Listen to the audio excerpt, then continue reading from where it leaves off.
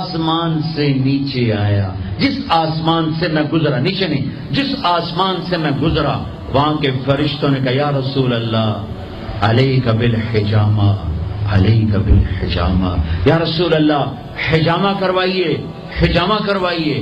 ساتوں آسمان کے فرشتوں نے کہا یا رسول اللہ حجامہ۔ حجامہ کیا ہوتا ہے؟ کپنگ، جس کو آج کل کپنگ تھوڑا تھوڑا ہمارے ملک میں بھی اس کا رواج ہو گیا ہے۔ یہ جتنا ٹاکسن ہے یہ کھال کے نیچے باریک رگوں میں جمع ہوتا ہے، گندا خون۔ میرے نبی کیا کرتے تھے، ایسے کپ ہوتے تھے، وہ تو چمڑے کے ہوتے تھے، تو اس میں ویکیوم پیدا کر کے اور اس کو یوں لگاتے تھے، پھر وہ وہاں جم جاتا تھا اور کھال ابھر آتی تھی، پھر اس کو ہٹا کے وہاں کٹ لگاتے تھے کسی چیز سے، آج بلیڈ ہے، کٹ لگا کر ہلکے ہلکے، پھر اس کو ویکیوم بنا کے پھر یہاں کاٹ دیتے تھے، تو اس سے جتنا گندا زہریلا خون ہے وہ نکل کے اس کپ میں آ جاتا ہے، پھر اس کو پھینک دیا جاتا ہے۔ اس کو کہتے ہیں حجامہ۔ اور کمر کے سینٹر میں ایک پوائنٹ ہے جہاں حدیث میں آتا ہے 70 بیماریوں کا علاج یہاں کپ لگوانا ہے، 70 بیماریوں کا علاج یہاں کپ لگوانا ہے۔ یہ میرے نبی کے نے ہر آسمان میں فرشتوں سے سنا، ڈھونڈو تلاش کرو۔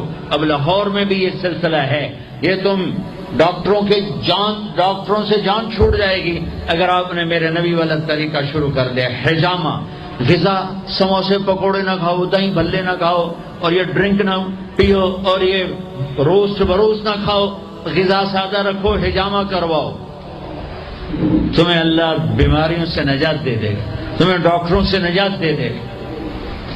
میرے نبی کا طرز طعام، طرز خوراک، طرز علاج، آپ نے آخری سفر میں بھی کپنگ کروائی۔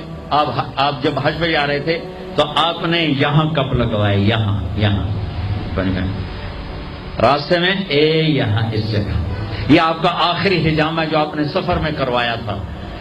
تو آپ کی مستقل عادت تھی کہ آپ حجامہ کرواتے تھے، کپنگ، وہ خون نکالتے ہیں، سارا باڈی کا خون گندا باہر نکل جاتا ہے اور پورا جسم فریش ہو جاتا ہے، بغیر دواؤں کے اللہ شفا یاب کر دیتا ہے۔ غذا سادہ کھاؤ، رات کو جلدی سوو، صبح جلدی اٹھو۔